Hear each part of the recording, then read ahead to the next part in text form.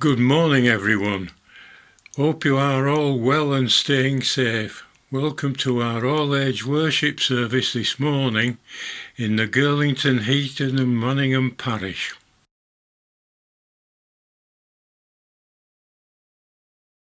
I may live in a great big city.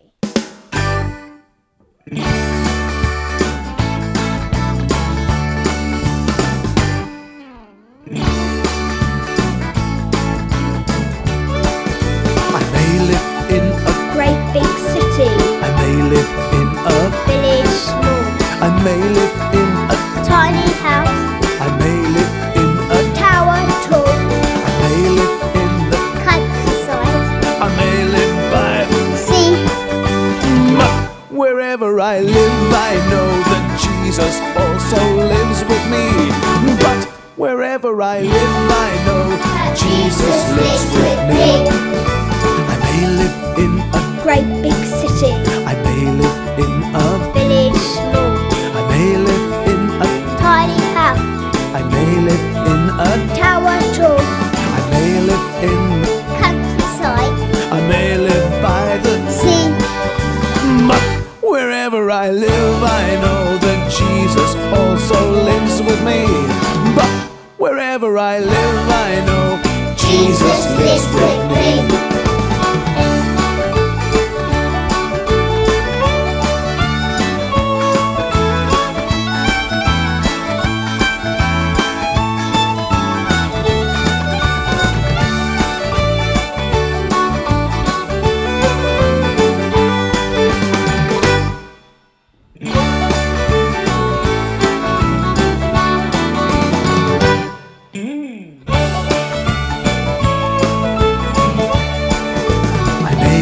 In a great big city. I may live in a village small.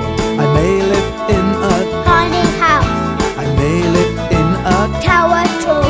I may live in the countryside. I may live by the sea. But wherever I live, I know that Jesus also lives with me. But wherever I live, I know that Jesus lives with me. But wherever I live, I know that Jesus also lives with me. But wherever I live, I know Jesus lives with me.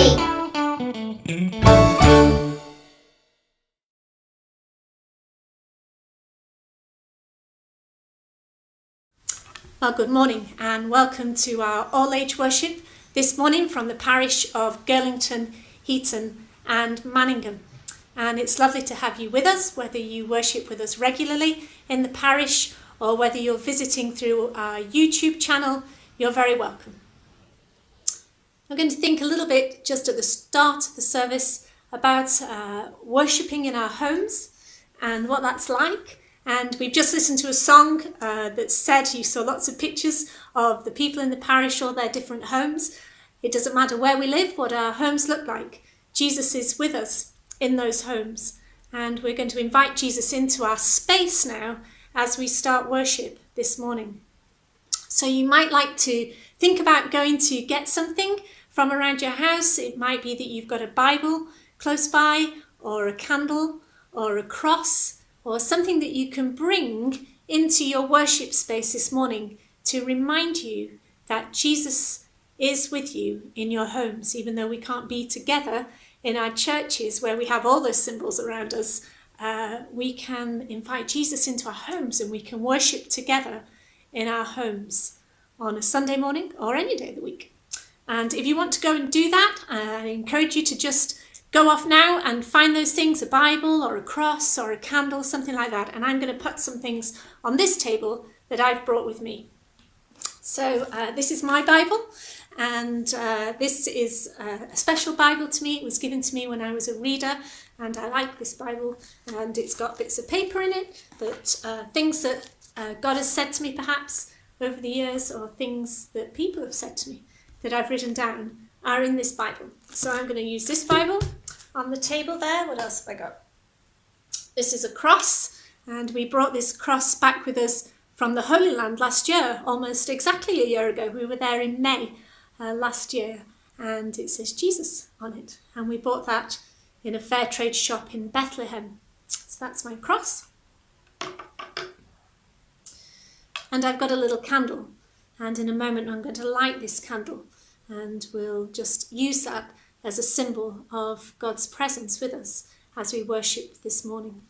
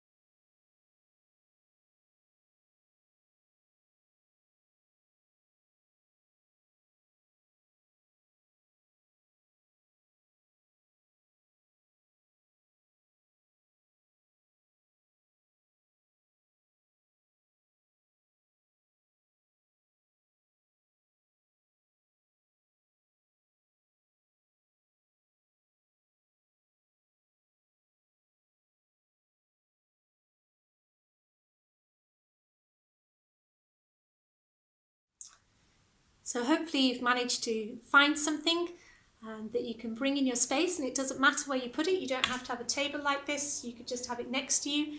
If you're on the sofa, or if you're still in bed, just put it next to you on the bed, just to remind you that God is with us in our spaces, in our homes this morning. I'm going to light this candle, and then we're going to say a few words together that help us to focus on worship, and I'll do some actions, and hopefully you'll be able to see the words and you'll be able to see me, and you can just copy the actions, and we'll start our worship in this way. So there we go. Just light the candle.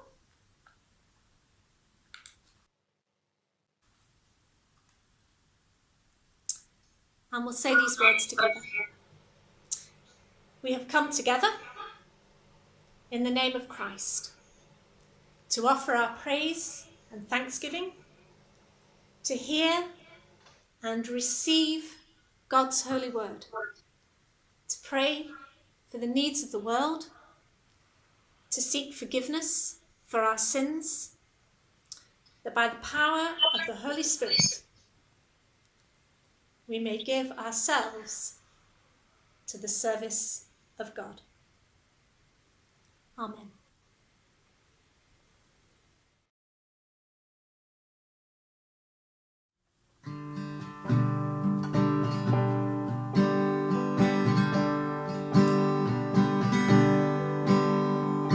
Praises rising, hearts are turning to you. We turn to you.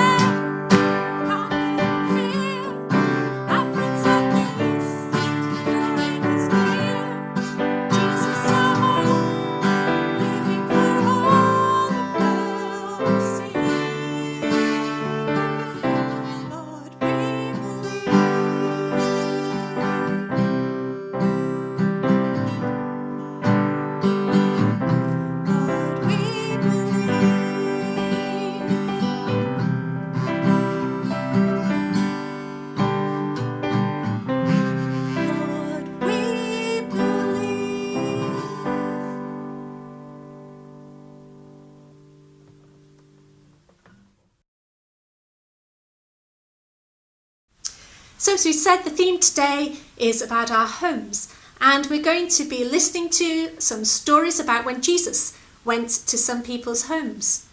Actually, there's quite a lot of stories in the Gospels about Jesus going to people's homes. I wonder, how many can you think of? Perhaps you could name them out loud, or you could put them in the chat box down here, and we could see how many examples we could get to together. See, Jesus loved being with ordinary people, doing ordinary things. He wasn't somebody that you couldn't get to know. He was somebody you could know as a friend and have in your home.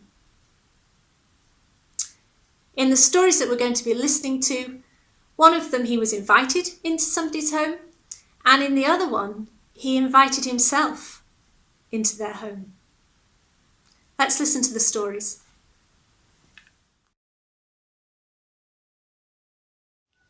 The unexpected guest. One day, Jesus was on the way to Jerusalem and went through the city of Jericho. The people of Jericho were sad and annoyed at the very high taxes they were forced to pay. The reason their taxes were so high was that there were dishonest tax collectors in the city, led by their chief, whose name was Zacchaeus. Zacchaeus and his team of cheats would always collect more money than people owed. They would give part of the money to the Roman government and keep the rest for themselves. Zacchaeus heard that Jesus was coming to Jericho and wanted to get a look at him. But he was so short that he could not see above the heads of the people who crowded around Jesus. He looked ahead down the road and saw a sycamore tree. He decided to climb the tree so that he could see Jesus. He climbed and climbed until finally he was perched high in the tree and able to look down on the big crowd approaching. When Jesus passed under the tree, he suddenly stopped, looked up, and saw Zacchaeus. What would Jesus say to this dishonest man that many hated? "Zacchaeus, you come down," Jesus said. "I'm going to your house today." Zacchaeus climbed down from the tree as fast as he could. Jesus went with Zacchaeus to his house to have a meal with him. Many people were very angry with Jesus because he went to the home of Zacchaeus. But once Jesus was in his home and they started talking, Zacchaeus changed. He promised Jesus that he would give half of his money to the poor, and if he had cheated anyone, he would pay them back. He promised to repay them 4 times the amount he had stolen.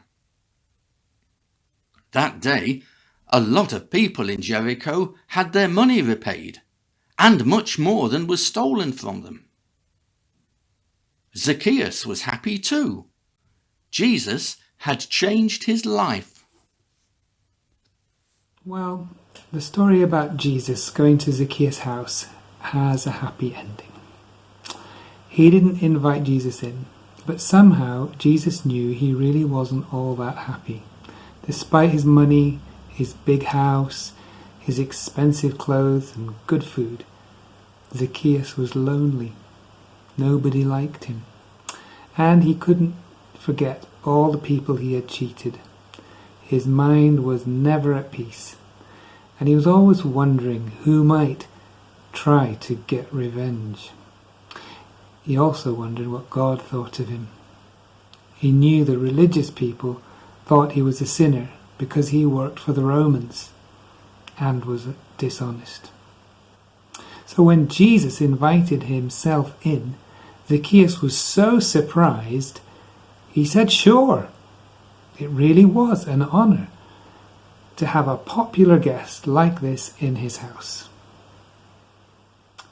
As he talked to Jesus, his heart changed, and he knew he wanted to put right the wrong things he had done. To everyone's amazement, he gave most of his money to the poor people in his town, and he repaid everyone he had cheated, not what they owed them, but 4 times what he took from them. He really was a changed man. This great little story reminds us that God knows our hearts. He knows what we are really like and how we really feel. Maybe we should be ready for those times when God himself invites himself into our homes or into our lives, our unhappy lives. If we say yes, who knows what will happen?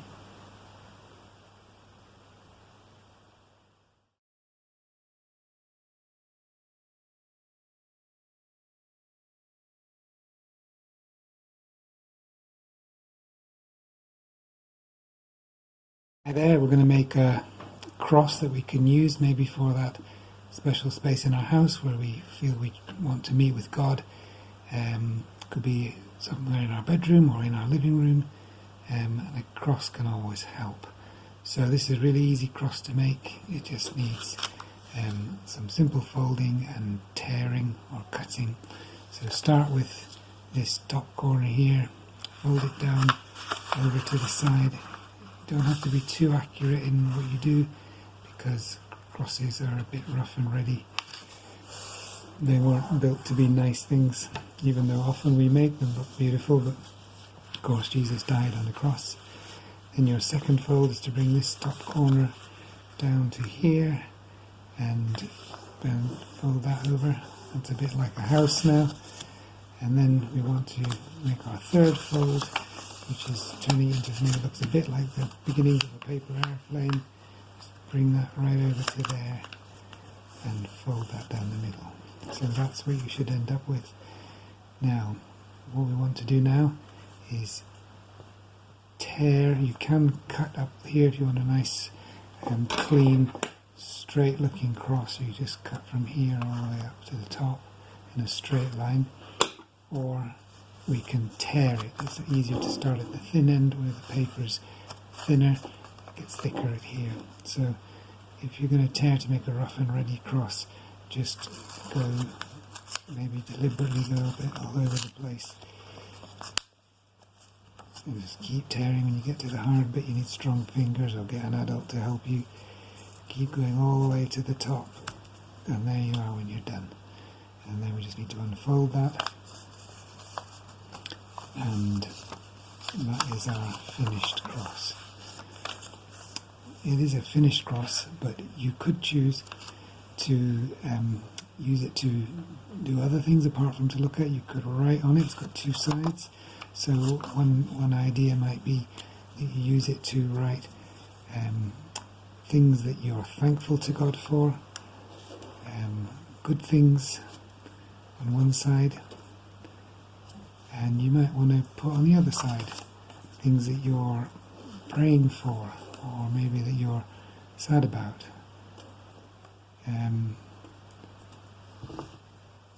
On the other side. But anyway, it could help you to create that sacred space in your house. Here's a different one that was made by cutting.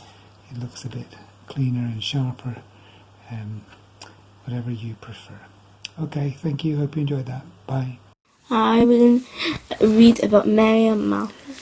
Morning. The reading comes from Luke chapter 10, verse 38 to 42.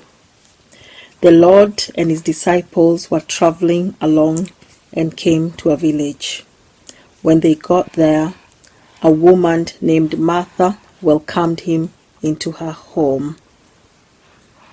She had a sister named Mary who sat down in front of the Lord and was listening to what he said. Martha was worried about all that had to be done. Finally, she went to Jesus and said, Lord, doesn't it bother you that my sister has left me to do all the work by myself? Tell her to come and help me. The Lord answered, Martha, Martha, you're worried and upset about so many things, but only one thing is necessary. Mary has chosen what is best, and it will not be taken away from her. This is the word of the Lord. This morning we've been thinking about our houses and making space for God in our homes. We've heard the story of Jesus and his disciples coming to Martha and Mary's house, read to us just now from Luke 10. Here was another home, a home where he was always welcome. We know this family were his good friends. Martha was happy to see Jesus and got busy making food. There was a lot to do, and her feelings of happiness quickly turned to stress and grumpiness because no one was helping her. She had water jars to fill, fires to look after, stew to make, and lots of bread to bake for all of her guests. Meanwhile, her sister Mary was just sat listening intently to Jesus and the things he was teaching. She was also happy to see Jesus in their home again. But the things he was talking about were so amazing that nothing was going to distract her from listening. He spoke about God's love and explained the scriptures like no one else. His words gave her feelings of hope and peace. When Martha finally complained to Jesus about her sister not helping, he saw her worried and upset look. But he said something unexpected. He told her that all the things she was worrying about weren't really important. He said actually Mary had chosen correctly to do the only thing that mattered, which was to listen to him. Jesus was welcome in this house, and he may also be welcome in our homes and in our hearts. We may be happy to have him as a friend, as an honoured guest, someone who brings hope and peace. But are we ready to spend time listening to him? Or are we too busy with everything we need to do? Are we ready to hear him tell us we haven't made all the best choices in our lives? Or to remind us that he is the one person that is more important than anything else? We've all been stuck in our houses much more than normal in the last few weeks. Today we've been thinking about how often Jesus used to join people in their homes. Usually he would join them invited, like at Martha and Mary's house. But sometimes he invited himself, like at Zacchaeus' house. Our friends and family may not be able to come to our homes now, but we can invite Jesus in. The people in the Bible stories invited Jesus in for their own reasons and with different feelings when he came. But he was always ready to help them and point them towards what matters most. He wants to do the same for us today. Will we ask him in? Will we let him in?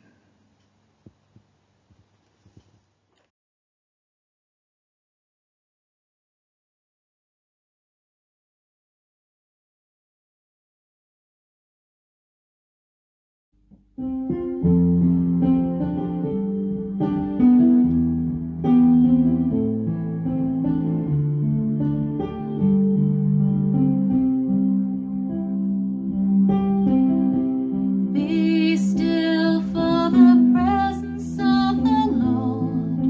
The Holy One is here.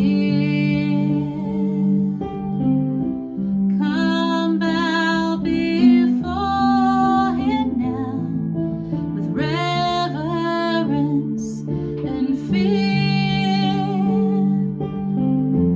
In him no sin is found.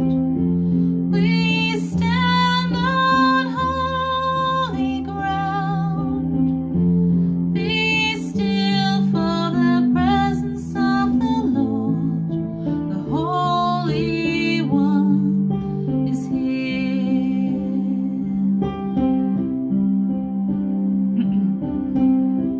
Be still for the glory of the Lord is shining all around. He burns with holy fire, with splendor he is crowned. How awesome is the sight, our raging King of light. Be still for the glory of the Lord, shining all around.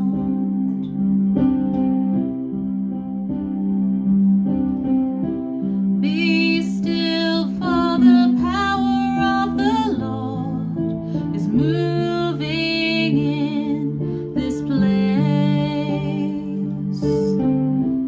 He comes to cleanse and heal, to minister his grace. No work too hard for him. In faith receive from him.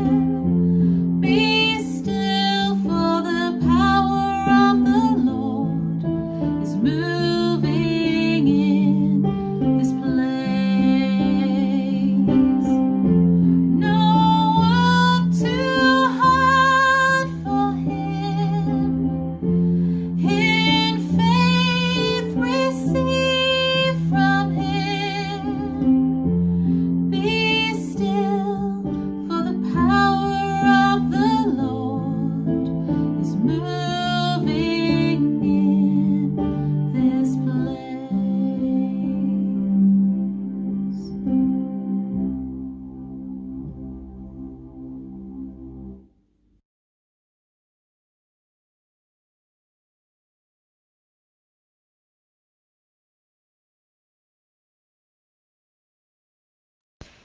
So remembering that Jesus is with us in our homes, we're going to spend some time praying now around the different rooms of our homes. And if you're able to, I'm going to encourage you to go around your home and pray in different rooms. But if you're not able to do that, it's fine just to stay where you are, and there'll be some pictures on the screen and some words to help you pray.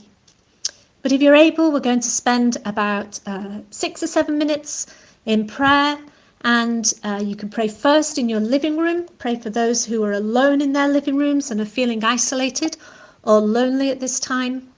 And then move into the kitchen. Pray for people who are hungry, and particularly for those who are providing for them. And we think about the food banks in Bradford, the churches that are still working hard to provide food, and places like the storehouse. And then if you can go to your bathroom, pray for people in countries where there's war and where there's not sort of basic facilities, where it might be hard for them to wash their hands and keep clean during this time.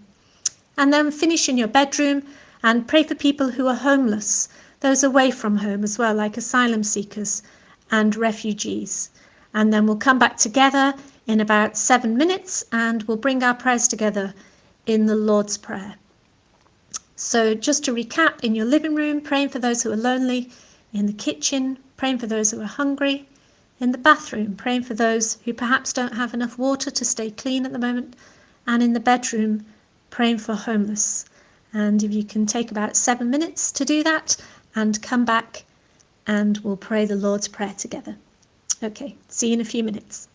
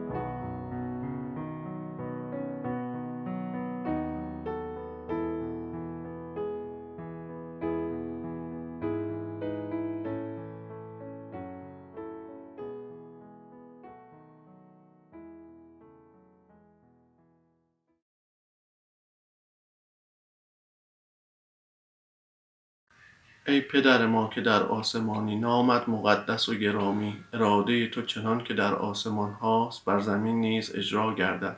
نان روزانه ما را به ما عطا فرما. گناهان ما را ببخش همچون ما که گناهکاران خیش را بخشیدیم. ما را در آزمایش نیاور بلکه از آن شریر رهایی مانده. زیرا قدرت و پادشاهی و جلال تا ابد از آن توست. آمین.